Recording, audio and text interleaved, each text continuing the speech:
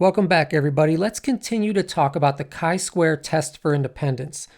This time, let's learn how to create this table of expected values. So I'll show you how to compute each one of those. First, let's label these tables to make sure that we can distinguish between them. This is our actual data, which we usually refer to as our observed data. So write observed over here.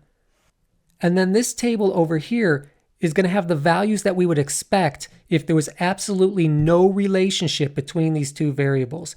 In other words, it's going to show us the values that we would expect if the null hypothesis was true and there was no relationship between the two variables. So let's go ahead and label this table write expected. The last time we were together, we were discussing that if we have equal numbers of smokers and non-smokers, and 46 people out of these 100 people who we're testing are diagnosed with cancer, then we would expect those 46 cases to be distributed equally among the smokers and the non-smokers. That would show absolutely no relationship between these two variables. That's a very intuitive method for figuring out these expected values, but that intuitive method is not always easy to do. And that's because sometimes, for example, we don't have equal numbers of people in these different categories. And when we don't have equal numbers of people, we wouldn't expect these cases to be distributed equally. So I want to use a formula. That's what I want to teach you. And here's the formula right here. Let's talk about how to read it.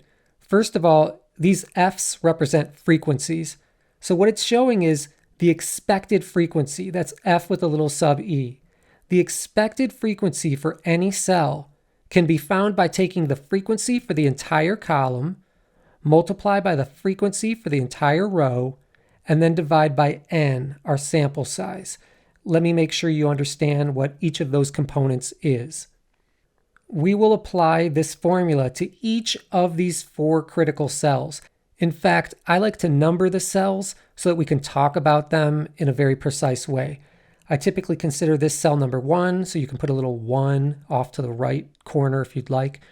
This is cell number 2, cell number 3, and cell number 4.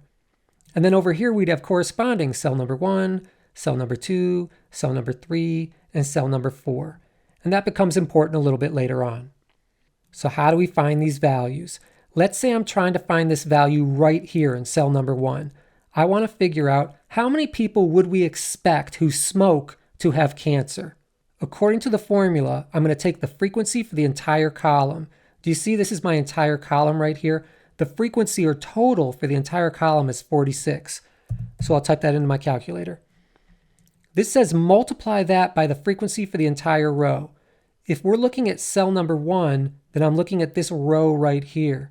And the frequency for the entire row is 50. So I'm going to multiply that by 50. And then according to the formula, I need to divide by n. N is my sample size. I mentioned to you previously that our sample size is always listed in this lower right cell. Because remember, we had 50 smokers, 50 non-smokers. That's 100 people overall. 46 diagnosed with cancer, 54 without. That's 100 people overall. So I'm going to take this and I'm now going to divide by 100. So that expected frequency should equal 23. And here we have 23. All of the examples that we are going to focus on in class will be based on these 2x2 contingency tables. And in a 2x2 contingency table, once you know one of these 4 cells, you can easily compute the others just based on subtraction. For example, if there are 50 people in this row, and we've already accounted for 23 of them, then only 27 are left. And same thing down here. If there are 46 people in this column and we've already accounted for 23 of them, there are only 23 remaining. So we can easily find these other values, but I recommend you don't do that because let's say you computed this incorrectly. If you use the method I just described, all these other values will be incorrect as well. So let's go through a couple other examples using this formula. Let's look at this cell right over here. This is the cell for the smokers who are diagnosed as not having cancer. We called that cell number 2. Let's go through the math needed based on the formula.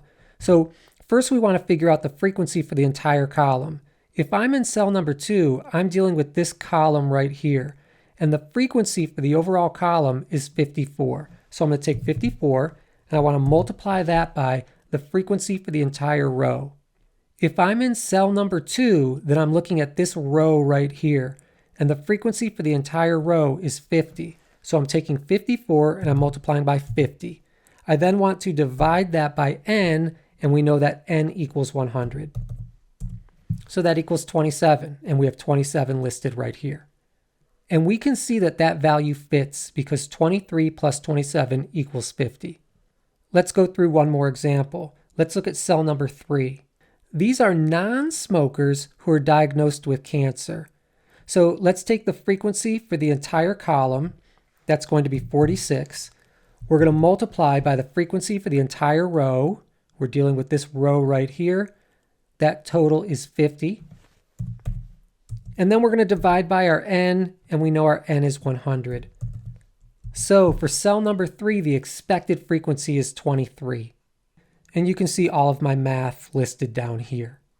I mentioned that this is a pretty simple example. We were able to figure out these values even intuitively. But look at this example right here. This example is a little bit tougher because do you recognize that in this particular example, there are 50 smokers, but 150 non-smokers. So we don't have the same number of people in each group, smokers versus non-smokers. So it would make no sense to say, take these 60 cases of cancer and split them equally among these two groups in order to find these expected values in here. Once the numbers get ugly, it's not easy to do it in your head. So we really want to use this formula. All right, so let's go ahead and label our tables. This is our actual data, what we usually refer to as our observed data. So write that down.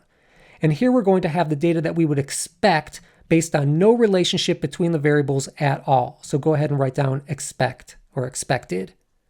Let's go ahead and number our cells. That's going to be a good habit to get into. It's going to help us later on. Here's cell number 1, here's cell number 2, here's cell number 3, here's cell number 4. Let's focus on cell number 1. If I want to find the expected value for that cell, I need to take the frequency for the entire column. Cell number 1 is in this column. The frequency for the entire column is 60. So I take 60 and I want to multiply that by the frequency for the entire row. If I'm in cell number 1, I'm in this row, and the frequency for that entire row is 50. 60 times 50 equals 3,000. Now I want to divide by my sample size, n. And n is right here. There are 200 people overall. So I divide by 200 and I find the expected frequency for the smokers who are diagnosed with cancer is 15. As I mentioned before, once you find that value, you can predict what you would find in these other cells. But let's go ahead and use the formula to actually compute those values to verify what we're expecting to find. Let's look at cell number 2. In cell number 2, the frequency for the entire column is 140. We want to multiply that by the frequency for the entire row, which is 50. And then we want to divide by our n, our sample size, which is 200. So the frequency that we would expect to find in that particular cell is 35. Let's do another one. Let's do this one right here. We referred to that as cell number 4. Check one, check one. Cell number 4 is in this column right here. The frequency for the entire column is 140. We need to multiply that by the frequency for the entire row. That would be this row right here. The frequency for that entire row is 150, and then we would need to divide that by 200. We are expecting a value of 105, and that's exactly what we find. So now I hope you understand how to compute these expected frequencies. And remember, these are the frequencies that we would expect to find if there's no relationship at all between these two variables. So these are the frequencies that we would expect to find based on the null hypothesis being true. Now what I want to do in the next video is compare our observed data with the data that we would expect based on that null hypothesis being true. If our observed data is very similar to the data we would expect based on the null hypothesis being true, then we will conclude that the null hypothesis is true and we will fail to reject it. But if our observed data is quite a bit different from the data we would expect based on no relationship, then we will have good reason to reject our null hypothesis. and we'll focus on that in the next video. I'll see you then.